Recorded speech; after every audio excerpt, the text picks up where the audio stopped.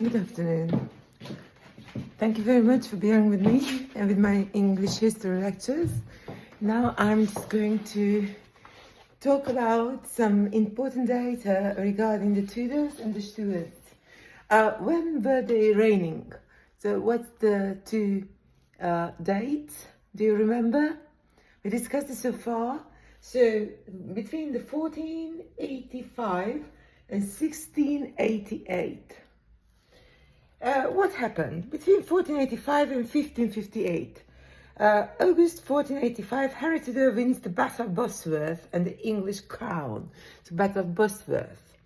Then April 1502, Henry VII's intended successor Arthur, Prince of Wales, dies. Prince Henry will now succeed him on the throne. June 1509, Henry marries Catherine of Aragon, thus sealing an alliance with Spain. October 1521, Pope Leo X awards Henry VIII the title of Fidei Defensor, so the defender of the faith. So who defended faith? That could be the Fidei Defensor. And his writings against Martin Luther and Reformation were also published. November 1534, Act of Supremacy passed in Parliament. What was the Act of Supremacy? We discussed it so far. Act of Supremacy, when the head of church and head of state was King Harry VIII. So both head of church and head of state. So this was Act of Supremacy. Then September 1533, Elizabeth